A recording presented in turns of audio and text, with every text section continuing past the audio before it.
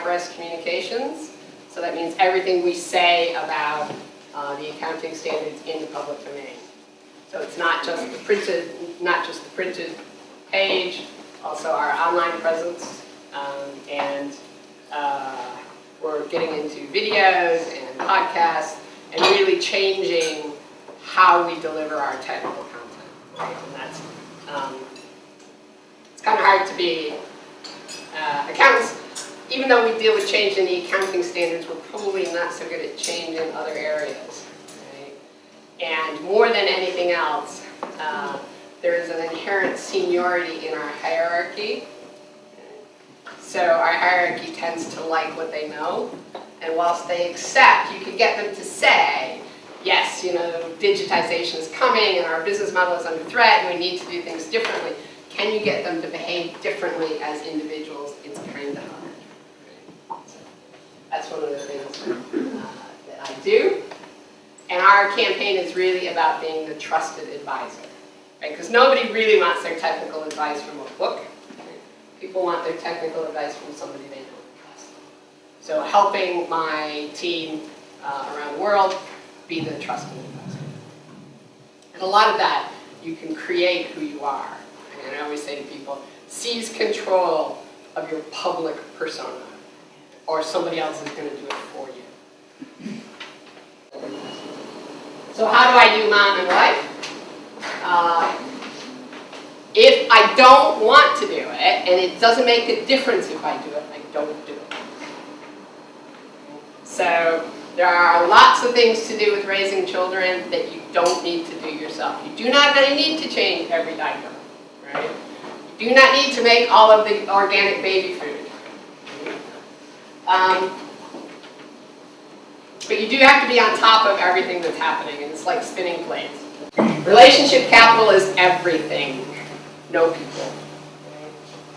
And don't just like know them, but like, you know, don't be acquainted with them, actually get to know them. Know the names of their children and their spouses and what they're interested in and where they went to school.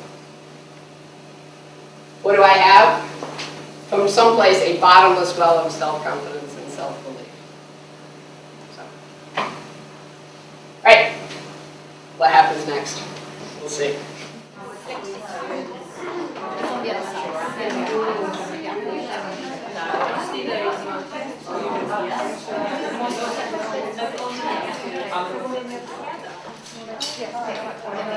Our question was part-time or flexi-time working. Is it about the person's needs, children's needs, or what's best for the firm? And we talked to our table about how the younger generation is going to define this differently because they're connected all the time.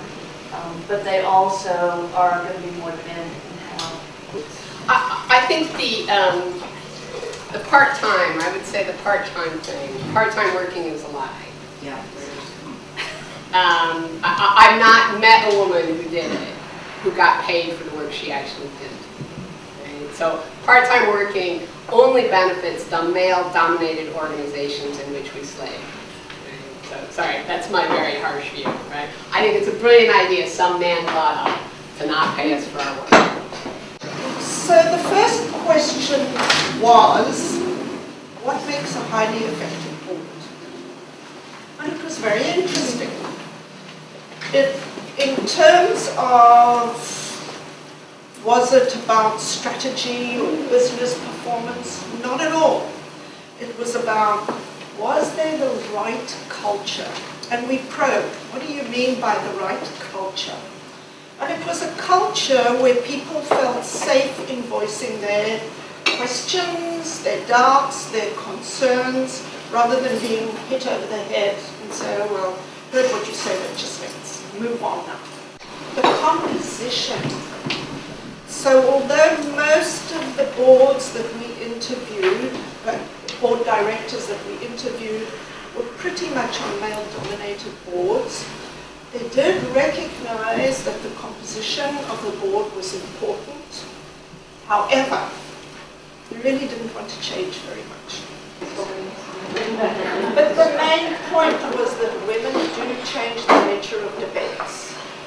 Women tend to ask the questions which sometimes men feel uncomfortable about asking because it will make them seem stupid. So that women are not shy about probing. Women themselves said, we're okay about asking and making sure we really understand what the issue is. And very often issues surfaced which people have been unaware of.